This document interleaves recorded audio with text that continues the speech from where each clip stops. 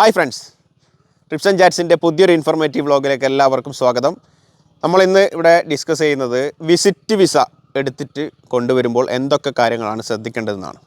ശ്രദ്ധിക്കേണ്ട ഒന്നാമത്തെ കാര്യം, നമ്മൾ ഹസ്ബൻഡ് വൈഫിന് വിസ എടുക്കുകയാണെങ്കിലും വൈഫ് ഹസ്ബൻഡിന് വിസ എടുക്കുകയാണെങ്കിലും മാരേജ് സർട്ടിഫിക്കറ്റ് നിർബന്ധം.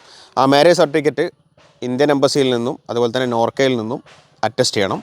ശേഷം എക്സ്റ്റേണൽ അഫയേഴ്സിൽ നിന്നും നമ്മൾ 5 ദിനാറിൻ്റെ നമ്മളെ മാരേജ് സർട്ടിഫിക്കറ്റ് ട്രാൻസ്ലേറ്റ് ചെയ്ത് 5 ദിനാറിൻ്റെ സ്റ്റാമ്പ് ഒട്ടിച്ച് നമുക്ക് വിസ പ്രോസസ്സിങ്ങിന് വേണ്ടിയിട്ട് തയ്യാറെടുക്കാം. രണ്ടാമത്തത്, നമ്മുടെ കുട്ടികളെ കൊണ്ടുവരികയാണെങ്കിൽ നമ്മളെ കുട്ടികളുടെ ബർത്ത് സർട്ടിഫിക്കറ്റ് നമ്മൾ നാട്ടിൽ നിന്നും നോർക്ക അറ്റസ്റ്റേഷൻ കഴിഞ്ഞ് നമ്മൾ ട്രാൻസ്ലേറ്റ് ചെയ്ത് ഇവിടെ നിന്നും 5 ദിനാറിൻ്റെ സ്റ്റാമ്പ് എക്സ്റ്റേണൽ അഫയേഴ്സിൽ നിന്ന് 5 ദിനാറിൻ്റെ സ്റ്റാമ്പ് ഒട്ടിച്ചിട്ട് നമുക്ക് അതുമായിട്ട് മുന്നോട്ട് പോകാം. പിന്നെ അതിനുശേഷം മൂന്നാമത്തെ കാര്യം, പേരൻസിനെ കൊണ്ടുവരികയാണെങ്കിൽ നമ്മൾ അവരുടെ പാസ്പോർട്ട് ഇന്ത്യൻ എംബസിയിൽ കൊണ്ടുപോയി ഇത് നമ്മുടെ ഫാദറാണ് മദറാണ് എന്ന് തെളിയിക്കാനുള്ള ഒരു അഫിഡവിറ്റ് ഉണ്ടാക്കിയിട്ട് നമുക്ക് വിസിറ്റിംഗ് വിസ പ്രോസസ്സിങ്ങുമായിട്ട് മുന്നോട്ട് പോകാം. ഇത്രയും കാര്യങ്ങളാണ് നമ്മൾ വിസിറ്റിംഗ് വിസ എടുക്കുമ്പോൾ ശ്രദ്ധിക്കേണ്ടത്. ബൈ.